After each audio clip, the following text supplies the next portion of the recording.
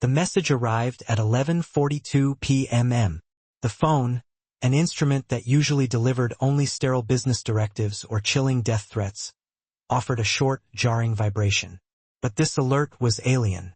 It originated from an unlisted child's number. "He's beating my mama. Please help." Matteo Ricci, the undisputed Mafia boss, stared at the glowing screen. A flicker of annoyance crossed his face. A momentary dismissal, thinking it was just a misplaced prank, a careless wrong number, perhaps a clumsy attempt at a scam. Then the silence shattered again. A second text followed, shorter, the letters seemingly shaking on the glass. "I'm hiding. He said he'll kill her." Matteo's breathing seized in his chest. He was intimately familiar with fear.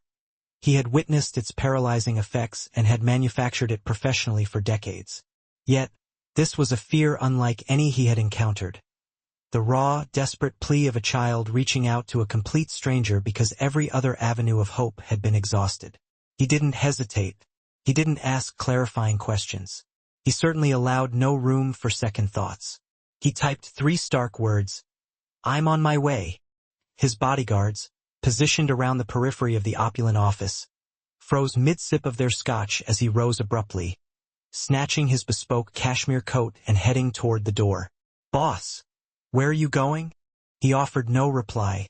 He didn't need to. Something in the child's frantic syntax, that fragile, trembling desperation, had resonated with a sliver of humanity he had believed surgically removed years ago. As his armored black sedan ripped through the quiet city streets, another alert lit the dash. "I hear footsteps. Please hurry." Matteo's knuckles tightened on the steering wheel, turning them bone white. His pulse hammered a savage rhythm against his ribs. Streetlights streaked into painful golden blurs. By the time the GPS guided him toward the specific address, he knew with absolute certainty. Tonight, he wasn't arriving as the cold, calculating Mafia overlord. He was the final, desperate hope that small girl had summoned. And the horror he would discover inside that anonymous house would redefine his entire existence. Stay with me until the very end, because the sight that met Matteo in that ravaged living room will stop your heart and then force it to start again. But before we delve deeper into this unforgettable night, please remember to like this video, hit the subscribe button, and let us know where you are watching from in the comments. Now, the story of Matteo Ricci's transformation begins. Matteo Ricci had constructed his formidable empire on an uncompromising trinity: trust no one, love nothing, feel nothing. For 23 long years, he had reigned supreme over the dark currents of Boston, his authority maintained by an iron fist carefully sheathed in the finest Italian leather. His mere name, whispered in the gloom of back alleys, was enough to enforce instantaneous silence among the most hardened criminals. His reputation was etched in the indelible currency of spilled blood, the cold currency of betrayal, and the kind of calculated, inevitable violence that haunted the dreams of lesser men. But now, encapsulated within the steel shell of his bulletproof sedan, accelerating through the deserted streets toward an unfamiliar suburban address, Matteo felt a sensation he hadn't processed in decades. Pure, naked uncertainty. The satellite navigation system announced, 12 minutes to destination. 12 minutes. And a little girl clinging to life might not even have 12 seconds. His phone buzzed again. A sickening, subtle tremor. The message that illuminated the screen made the dense wall around his heart shudder. "I can't find Mama anymore. There's so much blood." Matteo slammed the accelerator closer to the floor. The specialized engine of the car screamed its defiance, a visceral roar tearing through the unnatural silence of the residential neighborhood. Street lights flashed past like explosive golden tracers. He had traversed these avenues thousands of times while conducting lethal business, but never with this crippling weight, the burden of genuine, non-negotiable fear pressing down on his lungs. Matteo Ricci was not engineered to concern himself with anonymous children texting wrong numbers. His sphere of influence revolved around profit margins, territorial conquest, and neutralizing threats. But tonight, hurtling toward a crisis he couldn't possibly control or manipulate, he found his mind ruthlessly excavating memories he had spent a lifetime burying. 25 years ago, Michael Rodriguez was a different human being entirely. He resided in a cramped, perpetually cold apartment alongside his younger sister, Isabella, and their mother, Carmen. They lacked wealth, but they possessed a profound, enduring happiness. Carmen endured grueling double shifts at a suffocating textile factory, while Michael assumed the role of protector and caretaker for Isabella after school. He meticulously guided her through her homework, prepared their meager dinners, and tucked her into bed, reciting epic tales of valiant knights and fair princesses rescued from impossible odds. Isabella was 8 years old, a whirlwind of dark, bouncing curls and a smile so incandescent it could illuminate their tiny, threadbare kitchen on the bleakest winter morning. She possessed an absolute, unwavering faith that her older brother, Mikey, could mend any broken toy, solve any equation, and banish any monster lurking beneath her small bed. That faith was the foundation of Michael's world. One frigid Thursday evening in November, while Michael was working his mandatory part-time job under the fluorescent glare of a local garage, the call arrived. His boss, a weathered man named Sal, handed him the receiver, his expression already etched with a profound, terrible finality. The voice on the line belonged to a police officer. An incident had occurred at their apartment complex. A domestic dispute in the adjoining unit had erupted, spiraling out of control. Shots had been fired through the paper-thin walls of their home. Carmen and Isabella had been struck in the blind, random crossfire. Michael dropped the phone. He ran. He ran through streets that instantly transformed into a hostile, alien landscape.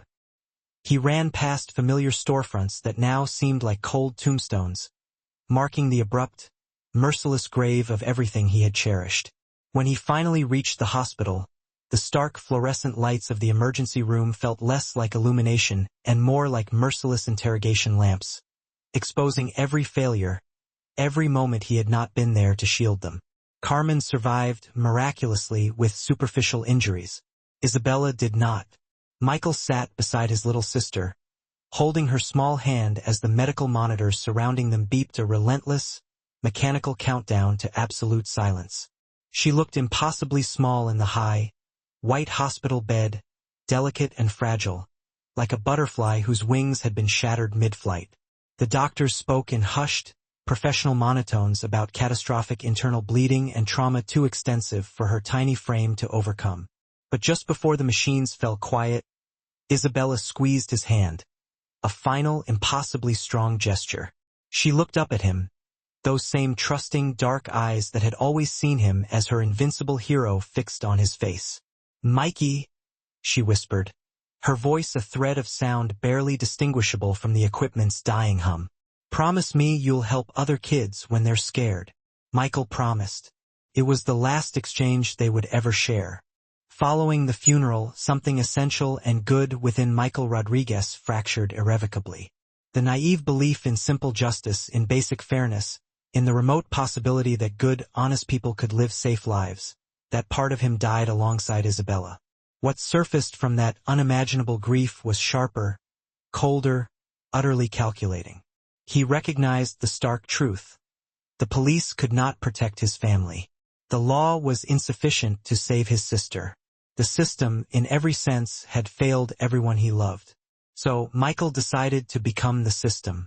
He started small, running illicit figures for local bookmakers, absorbing the subterranean politics of his neighborhood. He learned precisely where the true power resided, who pulled the strings, and where the irreversible decisions were made. Within 5 years, the grieving brother had vanished, replaced by a feared, ruthless enforcer. Within 10, he controlled 3 vital city blocks. Within 15, he owned half the Boston waterfront. Somewhere along that brutal path, Michael Rodriguez ceased to exist entirely.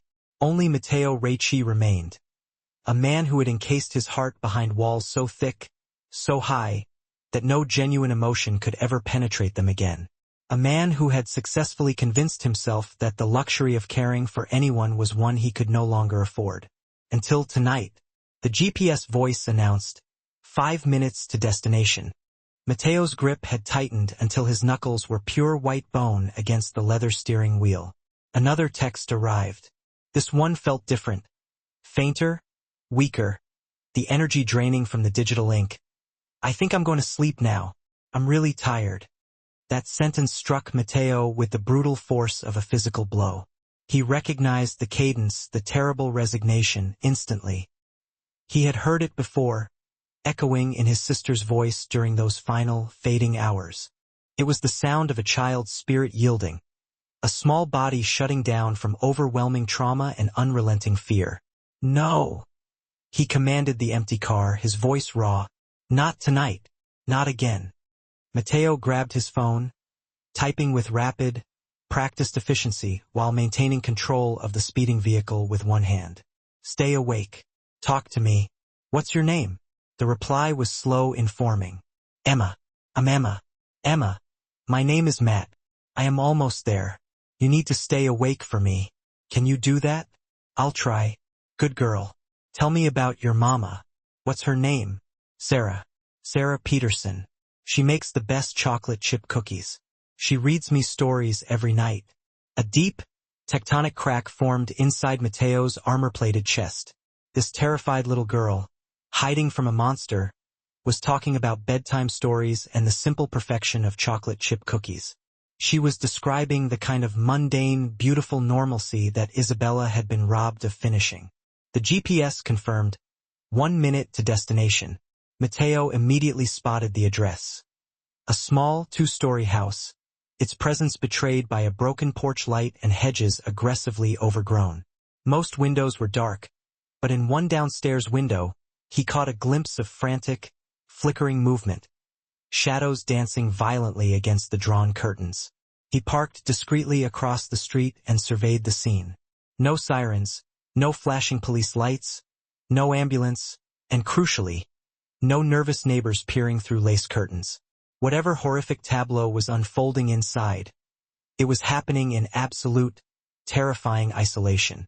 Emma and her mother were facing this nightmare completely alone.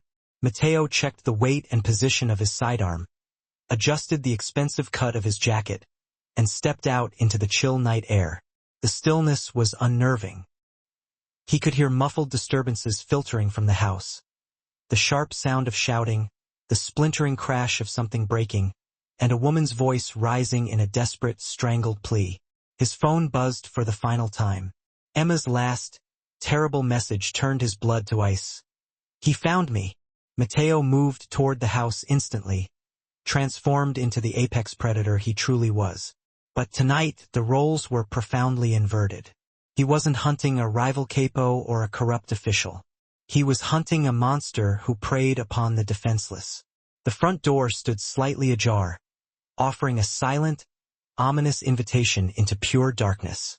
Matteo could hear the assailant's movement, heavy, purposeful footsteps echoing against the interior hardwood like thunderclaps within a confined space. A man's voice, thick with cheap alcohol and white-hot fury, snarled threats that tightened Matteo's jaw painfully. Come out, you little brat. You think you can hide from me forever? Matteo's phone vibrated one last time.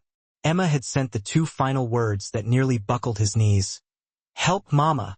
He slipped through the front opening without making a sound. The air inside the house was dense and sickening, saturated with the pungent odors of stale beer, old cigarette smoke, and something else. A sharp, metallic scent Matteo recognized instantly. Fresh blood.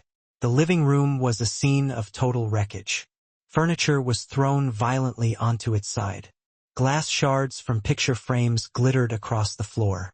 Family photographs were torn and scattered like the fallen leaves of a dead memory. In the horrific center of the chaos lay Sarah Peterson, Emma's mother. She was utterly unconscious, her blonde hair matted and darkened with blood, her breathing shallow and desperately labored. But she was alive. Matteo knelt beside her, his touch surprisingly gentle as he checked her carotid pulse. The same tender care he had once used to comfort Isabella's small, shaking hand. Sarah's heart rate was weak but blessedly steady. She had suffered a brutal, sustained beating, but she would survive, provided she received immediate medical intervention. Heavy, approaching footsteps hammered down the hallway.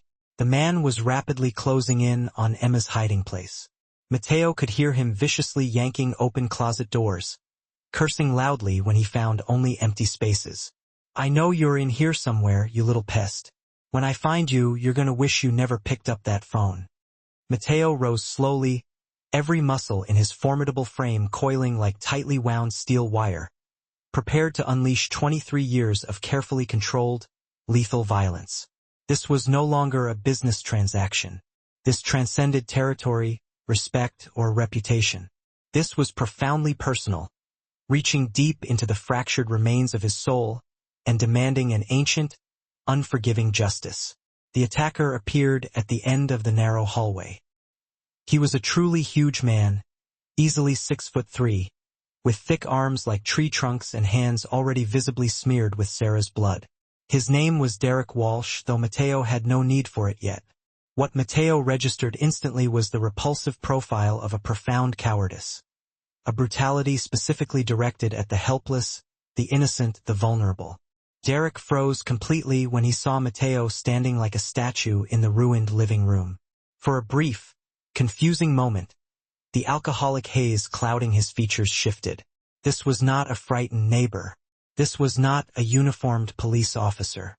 This was certainly not some concerned civilian who would retreat under threat. This was something else entirely. A silent, immovable force. "Who the hell are you?" Derek slurred, swaying perilously on his feet. "This ain't your business, pal. Get out of my house right now before I throw you out." Mateo offered no spoken answer. He simply studied Derek with the identical, chilling calculation he had once employed to evaluate rivals before utterly dismantling their operations. He cataloged weaknesses, measured the distance between them, and precisely calculated the minimal force required to neutralize this threat permanently. "I said, get out!" Derek roared, stumbling aggressively forward, his fists poorly raised. Mateo moved with the effortless, instantaneous velocity of lightning striking water. One instant, Derek was charging. The next, he was violently flat on his back, Mateo's massive hand clamped around his throat. The speed and shocking precision of the takedown were surgical, professional, and terrifyingly efficient. "Listen very carefully," Mateo began, his voice dropping to a dangerous, barely audible whisper. "I am going to ask you one single question, and your survival depends on you giving me the correct answer. Where is the little girl?" Derek's eyes bulged, his face already turning a mottled red as he struggled violently against Mateo's unbreakable grip. He attempted to speak, producing only desperate, choking noises. Mateo eased the pressure just fractionally, allowing air for words. "I don't know what you're talking about," Derek gasped out. "Wrong answer." Mateo's grip immediately tightened, this time with enough calculated pressure that Derek's peripheral vision began to gray and fade. "Let me rephrase that. Emma Peterson, 8 years old, blonde hair, currently hiding somewhere in this house while you terrorized her and beat her mother unconscious. Where is she?" The explicit mention of Emma's name finally penetrated the thick barrier of Derek's alcohol-soaked brain. His expression curdled from confusion into something like genuine panic. Not fear of Mateo yet, but fear that his secret had been exposed. "She's probably upstairs," he wheezed. "Look, man, this is all a huge misunderstanding. Sarah's my girlfriend. We had a fight. Things got out of hand. But Emma's not even my kid. I was just trying to discipline her." Mateo's free hand moved almost imperceptibly toward the inside of his jacket. Derek's eyes instantly locked onto the ominous silhouette of the weapon holstered there.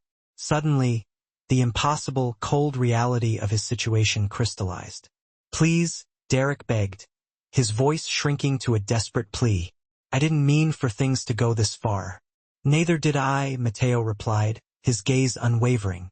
But before he could execute his next calculated move, a small, fragile voice called out from the darkness of the upstairs landing, weak, frightened, yet unmistakably alive. "Matt, is that you?" "Emma." She remembered the false name he had given her during their desperate text exchange. She was calling for him as if he were a fictional hero, a guaranteed savior who could vaporize all the lurking monsters. Mateo felt the widening fissure in his chest grow deeper. The crack that had begun in his car was now threatening to completely dismantle the meticulously constructed walls around his heart. "I'm here, Emma," he called back, his voice surprisingly gentle, yet firm. "You are safe now. Come down when you are ready." Derek thrashed weakly beneath Mateo's restraining grip, trying desperately to escape. "You don't understand," he pleaded. "That kid has been nothing but trouble since her deadbeat dad died. Sarah can't control her. Someone has to teach her respect." Respect? Mateo's voice held the kind of deadly, surgical calm that typically preceded his most devastating business operations. "You want to discuss respect?" He leaned in, his face mere inches from Derek's distorted features. "Let me educate you on respect. Respect is what a child should feel when she is secure and safe in her own home. Respect is what a mother deserves when she attempts to protect her daughter. Respect is what you should have possessed before you chose to terrorize a family." Light, hesitant footsteps began descending the wooden stairs, growing steadily closer. Emma was coming down to meet the dark stranger who had answered her impossible plea for deliverance. Mateo made a decision that would ensure Derek Walsh would live to regret the next few minutes for the remainder of his considerably shortened life. He hauled the man roughly to his feet and violently dragged him toward the kitchen entrance, ensuring they were immediately out of Emma's line of sight. What followed would determine Derek's immediate future, but it would not happen in the presence of a traumatized child. "Emma," Mateo called loudly over his shoulder, his voice regaining its authority. "Stay with your mama. I'm going to call an ambulance now. Everything is going to be perfectly okay." As he shoved Derek into the kitchen, Mateo caught his first clear glimpse of Emma Peterson. She stood at the foot of the stairs like a fragile apparition, her tiny frame trembling visibly in pajamas adorned with brightly colored cartoon unicorns. Her blonde hair was a chaotic mess, and her wide eyes held a depth of terror no child should ever witness. But she was alive. She was breathing, and she was looking at him with the identical, profound trust that had defined Isabella's expression all those years ago. "Thank you for coming," Emma whispered. Those 5 simple words nearly brought the Mafia boss to his knees because in that singular moment, he understood. This wasn't about revenge or abstract justice, or even settling old personal scores. This was about finally keeping the impossible promise he had made to a dying 8-year-old girl 25 years ago. This was about helping other kids when they were desperately scared. The kitchen door swung shut with a decisive, heavy thud behind them, leaving Derek Walsh trapped face to face with a man who had just fully remembered what it meant to have something truly worth protecting. In the clinical, sterile light of the kitchen, shielded from Emma's innocent eyes, Derek Walsh was about to discover the full, terrifying meaning of confronting a man who possessed nothing left to lose and everything to protect. The single fluorescent fixture overhead flickered erratically, casting shadows that danced across Derek's fear-contorted face like grim reapers. Mateo drove Derek against the cold kitchen counter with surgical, overwhelming force. Every movement was precise, controlled, and chillingly purposeful. This was not the chaotic rage of a common street thug. This was the methodical, perfected application of force by a master strategist who specialized in erasing problems and people from existence. "You have exactly 30 seconds to give me a full accounting of yourself," Mateo stated, his voice so unnervingly quiet it was almost conversational. "And I strongly advise you to select your words with religious care, because they may well be the last ones you ever utter." Derek's thick hands shook uncontrollably as he desperately tried to articulate a defense. The alcohol that had fueled his earlier violent bravado now turned traitor, slowing his thoughts and coating his tongue.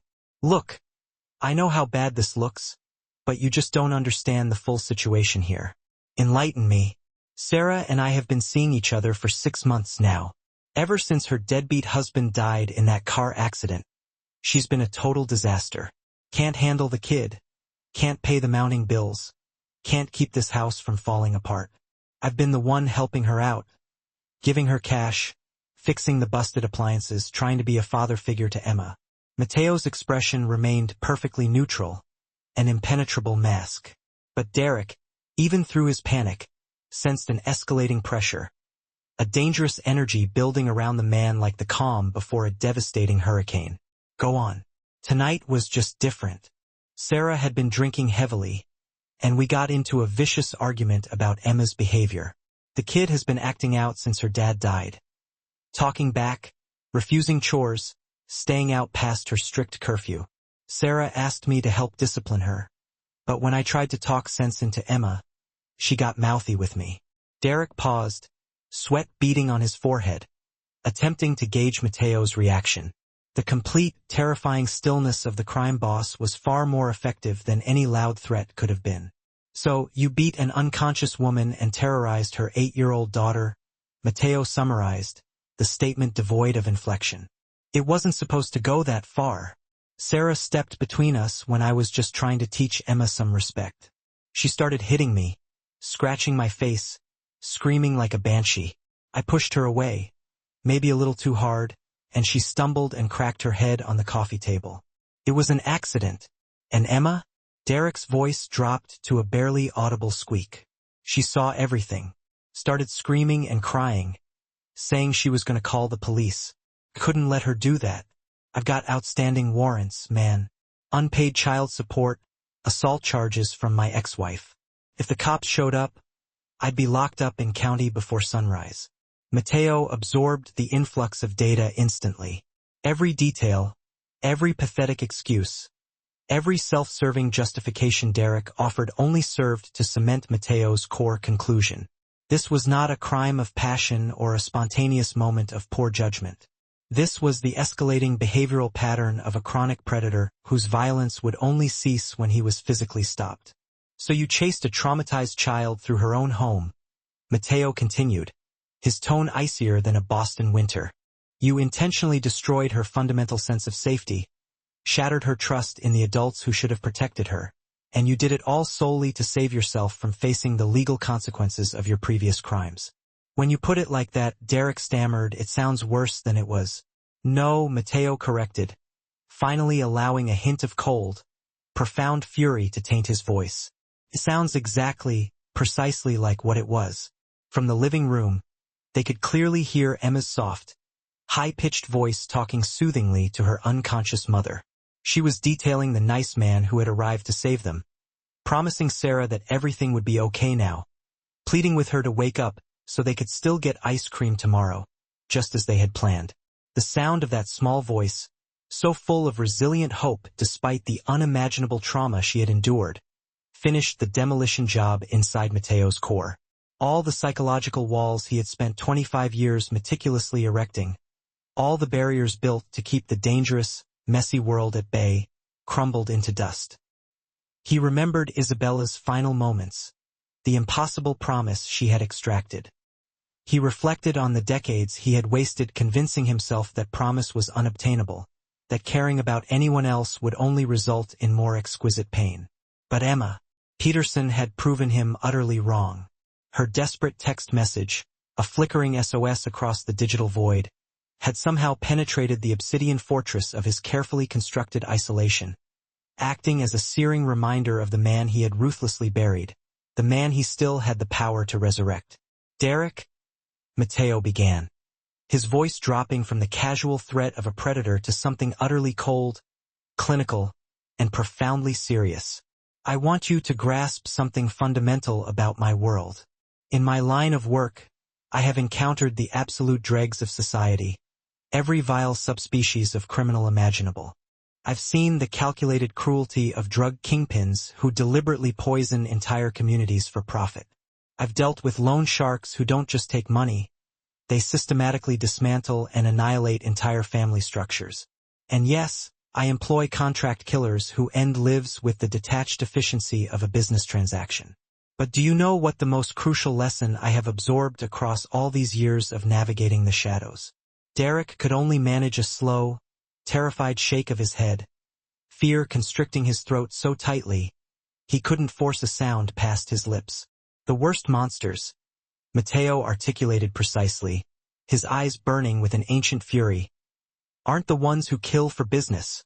They are the calculated, sickening cowards who find pleasure in hurting children. Just then, Mateo's custom-built phone vibrated against his thigh, a low, persistent buzz. It was a check-in text from one of his high-ranking lieutenants, monitoring his location and status. He dismissed the notification entirely, letting the screen go dark. Tonight, the sprawling, multi-continental enterprise he had spent decades building, an empire cemented by blood and fear, seemed utterly insignificant, a pile of meaningless ledger entries, next to the small, trusting 8-year-old girl waiting anxiously in the next room who had placed her very survival in the hands of a complete stranger. Here is the disposition of your immediate future, Mateo continued, speaking with the finality of a judge passing sentence. You are going to walk out that back door, and you will vanish completely from this city, tonight, forever. You are never, under any circumstances, going to attempt to contact Sarah Peterson again. Furthermore, you will never come within a 10-mile radius of Emma Peterson. You will secure a new residence, a new profession, and if you possess even a fraction of intelligence, you will adopt a new identity. Derek's eyes, previously dull with the certainty of imminent death, instantly brightened with a shock of desperate hope. This was not the expected execution. But, Mateo added, and that single heavy monosyllable carried the crushing weight of a collapsing skyscraper, instantly flattening Derek's premature relief. If I ever, even once, receive intelligence that you have laid a hand on another woman or child, not just in this city, but anywhere, if your name ever surfaces on my desk, connected even peripherally with any form of domestic violence or predatory behavior, if you so much as raise your voice in anger toward someone demonstrably weaker than you, I will deploy every resource I possess to find you. Mateo closed the distance between them, leaning in until his breath was cool against Derek's ear, his voice dropping to a barely audible, venomous whisper. And when I find you, Derek Walsh, I promise you that what I will do will make this entire evening, this entire conversation, look like a gentle, friendly chat over coffee. Do we have a perfect understanding? Derek bobbed his head furiously, slick sweat beading heavily on his forehead despite the relatively cool ambient air of the kitchen. Good. Now get out of my sight, Mateo commanded, stepping back. Before I experience a rapid change of heart regarding the privilege of walking away from this. Derek scrambled, stumbling slightly, toward the back door. His hands were shaking with such uncontrollable fervor that he had genuine difficulty twisting the simple brass handle. As he finally forced the door open and stepped hesitantly into the darkness of the alley beyond, Mateo's voice cut through the night one last time, sharp and decisive. Derek, the countdown starts now. You have exactly 24 hours to be completely outside of this city's limits. 25 hours from this moment, if you remain, be advised. Our conversation continues, permanently and without interruption. The door slammed shut with a reverberating sound, leaving Mateo standing alone in the silent kitchen, already bearing the heavy moral weight of his unprecedented decision. He had allowed Derek Walsh to live, yet this was not born of mercy. Killing Derek would have been the easy path, the routine, predictable solution dictated by his old code of conduct. Tonight demanded a different approach entirely. Tonight called for a more complex brand of justice, one that offered a conditional second chance while simultaneously establishing devastating and utterly crystal-clear consequences. Mateo pulled his secure phone from his pocket and instantly dialed a private number etched into his memory. Dr. Elizabeth Chen, his personal physician and fixer, answered on the second ring, despite the late hour. Mateo, what's wrong? I need an urgent favor, Elizabeth. A woman named Sarah Peterson, unconscious due to severe head trauma, likely a serious concussion. She requires immediate medical intervention, but there are absolutely no questions to be asked, and under no circumstances are any police reports to be filed. Where are you? Mateo recited the address. Dr. Chun had served as his physician and emergency medic for 15 years. She understood the unwritten, ironclad rules governing their arrangement. She patched up his men, tended to his own occasional occupational injuries, and sometimes discreetly helped individuals who desperately needed aid but could not risk involving law enforcement authorities. I'll be there in 20 minutes, she confirmed crisply. Is this connected to business? No, Mateo replied. a strange feeling blooming in his chest at the unexpected honesty of his own response. "This is personal." After ending the call, Matteo walked slowly back toward the living room entrance. Emma was sitting faithfully beside her mother, Sarah, gently holding her hand and murmuring soft, encouraging reassurances. The sight of her tiny frame exhibiting such steadfast, brave composure in the face of nearly unimaginable trauma triggered a memory of Isabella so vivid and painful that Matteo had to momentarily brace himself, steadying his weight against the solid doorframe. Emma glanced up as he approached. Her eyes were red and swollen from crying, but there was a newly visible layer beneath the exhaustion: relief, deep gratitude, and absolute, simple trust. "Is he really gone?" she asked quietly, her voice fragile. "He's gone," Matteo confirmed, his tone deliberately firm. "He will not be coming back. Is Mama going to be all right?"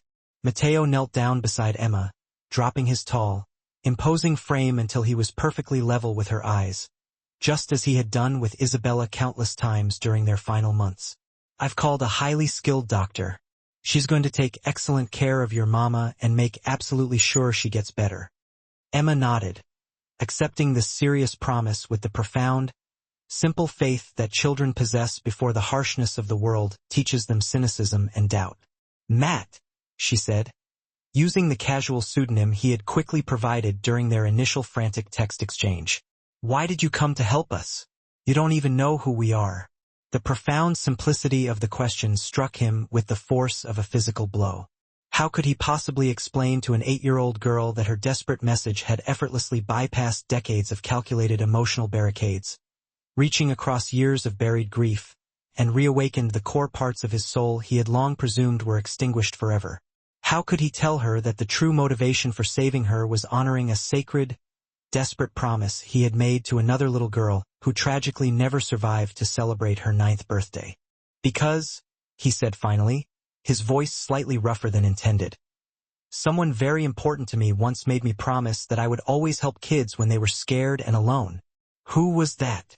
"My sister. Her name was Isabella." Emma considered this information with the serious, focused scrutiny of a philosopher. "Is she nice?" "She was the kindest person I have ever known in my life." "Where is she now?" Matteo felt the unexpected sting of tears welling at the corners of his eyes for the first time in a quarter of a century. "She's in heaven now, but I think truly that she would have loved you very much."